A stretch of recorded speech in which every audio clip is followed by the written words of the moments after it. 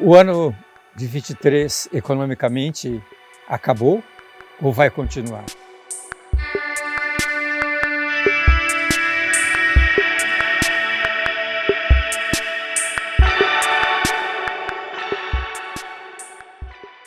Esta semana, o ministro Haddad, que é o único interlocutor do governo perante o Congresso Nacional, porque apesar do governo ter dois elementos, dois ministros, para fazer a relação Poder Executivo, Poder Legislativo, mas me parece que os dois são extremamente ineficientes.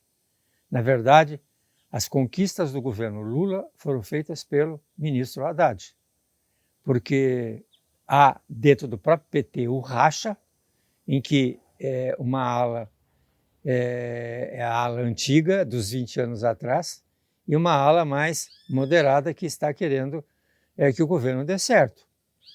Então, a gente viu isso durante o ano de 23, alguns aspectos, por exemplo, a luta contra o presidente do Banco Central, do qual a política macroeconômica do Banco Central dependia da política fiscal do governo federal. E quem, na verdade, conciliou esta relação foi o ministro Haddad, nas boas relações com o presidente do Banco Central, enquanto o presidente Lula falava mal do presidente do Banco Central. Ou seja, eu acho que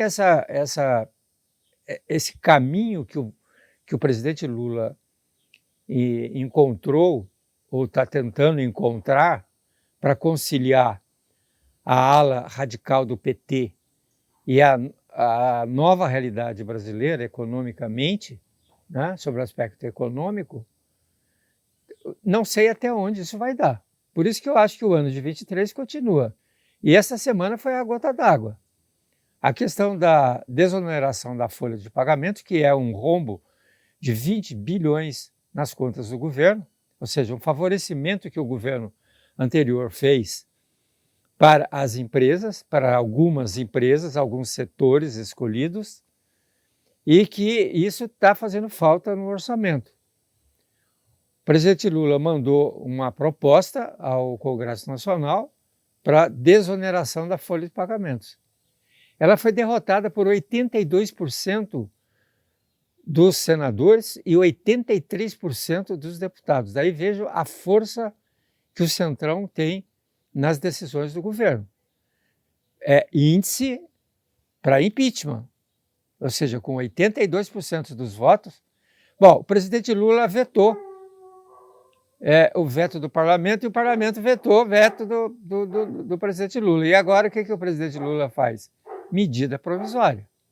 É evidente que não está nos mesmos moldes da desoneração total da folha, mas de alguns setores, inclusive dos municípios. Municípios com menos de 142 mil habitantes tinham uma vantagem no pagamento da sua dívida, no pagamento exatamente da dívida e com referência ao imposto de renda. Pois bem, isso caiu por terra. O ministro Haddad redesenhou essa desoneração para alguns setores, mas através de uma medida provisória. E essa medida provisória tem que ser analisada pelo Congresso Nacional. Ou seja, o ano de 24 continua com um problema de 23. E o ano de 24 demonstra exatamente qual vai ser o panorama político que nós vamos ter que enfrentar. Um ano de eleição municipais, no qual os aliados do governo poderão ser inimigos do governo, opositores ao governo nas suas bases. Final de 24, a eleição, a preparação para a eleição dos dois presidentes da Câmara e do Senado. Então, o ano de 24 não vai ser um ano politicamente fácil. E o governo Lula está se agarrando na melhoria da economia. Sei lá o que ele vai fazer para indicar o novo presidente do Banco Central. Se indicar um presidente que vá fazer a política do PT, o presidente Lula terá grandes problemas para governar em 2024.